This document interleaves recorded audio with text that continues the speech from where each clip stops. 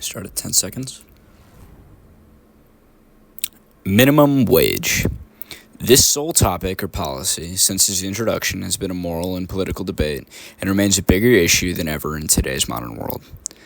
In the past few years alone, involving COVID and other drastic economic changes, it has become one of the biggest job and economic debates within the U.S. But in order to discuss anything regarding it, we must first define the topic itself.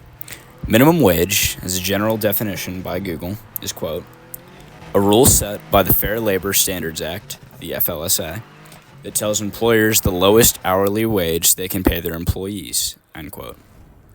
As of the current date, and since June of 2009, the federal minimum wage has remained at $7.25 an hour. However, most of the time, that wage is somewhat higher, depending on which state you live in.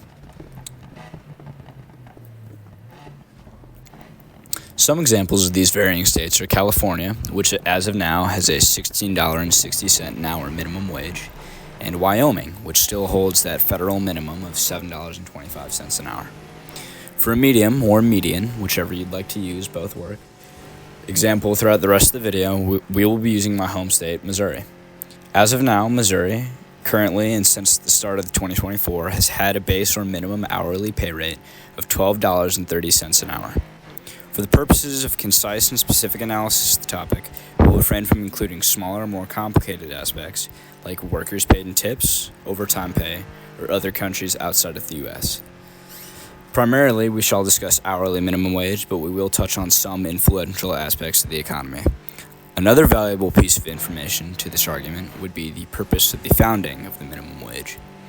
That, of course, being originally to protect workers' abilities to have a minimum living wage and to stabilize a post-depression economy. At this point, you might say, okay, so I get all of that, but what's the big deal then? What's the problem?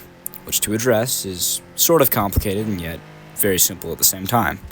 Let me explain. In the current political and economic world of the U.S., minimum wage remains a hot topic of debate, mainly to two sides, two questions. The questions at hand being, number one, should we raise the federal or a state minimum wage? And the second, more complicated, being, what impact will it have on the country or state's economy? Or in short, why? To answer these two questions, we'll have to go back to the beginning of the video to remind ourselves that the aim of the video and the aim of my project as a whole is to not only provide an answer to those two questions, but to do so in the lens of Catholic social teachings and Catholic social doctrine. I will use CST to analyze and assess our fulfillment or progressive moves towards fixing these issues by comparing the characteristics of their approach versus popular political beliefs and practices. To properly assess and truly grasp both sides of the debate, I have selected three main sources of news, two of which are politically biased against each other, which I figured would balance out and also give me a fair and good method at looking at the polar opposite perspectives, beneficiaries, and issues regarding the topic. And one of the sources is central and more politically neutral. For the political left, favoring the economic growth of the individual person, people, or employee, I've chosen the New York Times opinion. And for the political right, favoring the well-beings of the businesses paying these wages, I have chosen Fox News. For the last source, in attempts to gain the unbiased perspective, I chose the Newsweek, which originally, funny enough, had attempted to be the Wall Street Journal, and then Forbes, but Forbes didn't give too many relevant, to say the least, results, and Wall Street Journal just blocked me. Womp. To start, we will discuss the left side, provided by the New York Times opinion. The left's main argument seems to regard the employee and or the individual at work to be the valuable asset within the debate. Accordingly, the left typically supports the increase in minimum wage due to many of the following reasons. They believe that it will allow easier access or affordability within the economy, which would decrease poverty and make supporting a family easier. They believe it would get more workers in more expensive areas closer to that goal of the living wage of the original founding, and it would also generally, at a federal level, get people closer to the living wage since $7.25, though not mandated by all states, still in some isn't very feasible for a living wage. Another reason the left supports the increase in minimum wage would be to help close the wage gap between races and genders amongst the lower class. There are a few other reasons, but overall, morally, the argument is fairly sound and does indeed align with Catholic social teaching a fair amount. As for the right, brought to you by Fox, their main argument states that we shouldn't raise the minimum wage because of the following. It would likely harm business owners in making wages more expensive to pay employees. Thusly, it would probably cut employment rates, and in cutting employment rates would probably result in a lot of the lower class and the lower working class being cut from their jobs as to save money in these new, less affordable wages. Another reason the right doesn't support the increase in minimum wage is behind the belief that increasing the minimum wage subsequently increases the spending in the economy, the stimulus, the interaction within the economy, which eventually would cause an increase in price in goods, which would cause the same problems of poverty, unemployment, unaffordability as it would be without increasing the wage. Overall, I don't believe the take is that terrible, but unbiased, it doesn't really align too much with Catholic social teaching, but still isn't entirely bad. For the last of the three, Newsweek is the semi-unbiased source, which seemed to attack neither side, and instead simply stated the pros and cons of both choices without regards to who is or isn't in the wrong for choosing either. So now that I've explained both sides, you might be asking, so which one is better, which one is more moral, or which one is correct? The answer to that is neither. Jesus is always the answer. Catholic social teaching easily solos both. They said it themselves.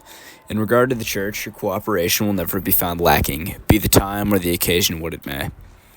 Although giving credit where credit is due, the left did somewhat get it, if you want to put it that way, since most of the ideas, just not the reasoning, did indeed align with Catholic social teaching to a decently surprising degree. Catholic social doctrine in regards to the minimum wage debate states that, from Rerum Novarum, together with the personal element in a man's work, we consider the fact that work is also necessary for him to live. These two aspects of his work are separable in thought, but not in reality.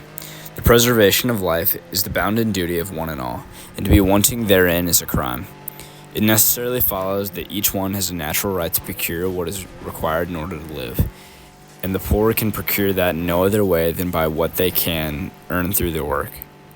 This might seem confusing at first, but to understand the main idea behind this, we can break it down and focus in on the last part of the excerpt stating, it necessarily follows that each one has a natural right to procure what is required in order to live, and the poor can procure that in no other way than by what they can earn in their work. Essentially, it is a necessary and good right that someone does what needs to be done in order to live, and thus for the poor is a right to work or labor if it provides what is necessary in order to live or survive, or in short, the expression of the virtue of justice. Justice being defined as giving someone their dues or what they're owed. And to summarize, the Church, in fulfilling the virtue of justice, recommends that wages or financial compensation match that of the labor given and or the cost of living, as those are what someone is always due. In a similar way, the Church states that a living wage is a fundamental right of workers and a moral imperative of employers because it provides workers with the means and resources to form and support a family.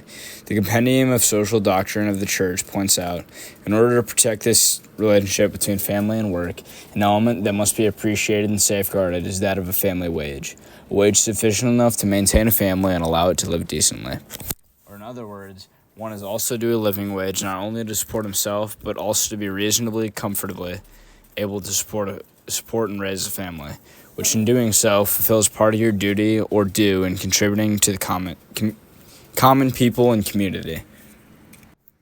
In arguing previous points against this one, I've summarized the following right-based argument through the Steelman method. Minimum wage shouldn't be raised, as doing so would remove potential fundings from business owners and thus cause employment cuts or a decrease in employment as a whole in order to compensate for the loss in finances. This subsequently could cause even more damage and create more impoverished people. For smaller businesses, it could even disrupt the ability to gain or grow, and in some cases can result in establishments shutting down. Alright, so while the church's argument doesn't exactly refute nor directly object these alleged claims, other policies can, and if used properly, can act as a solution to this issue. Those being government-based programs and regulatory rules like that of Missouri, which, despite having a higher wage requirement, still allows for changes and lowerings if a business cannot afford or it falls below a certain line of gross sales. In short, CST suggests that we can pay just, livable, and family-supportable wages to employees, and also as employees can reciprocate with an equivalent or adequate amount of work to earn said payment. In practicing and living such, we fulfill our duties of virtue, honest, and love respect for fellow creations of God. As for you, the viewer, I, as well as the Catholic social doctrine, believe that you too can contribute to the betterment of these issues within our society. You can accomplish this by fighting for your rights by legal means of protest when conditions given are unjust. And you can also aid others by informing them of the importance and moral influence of the Catholic social doctrine. And last but not least, you are called to vote for those who represent good meanings and practices in regards to the protection and proper implementation of minimum wage. That's all. Thanks for watching.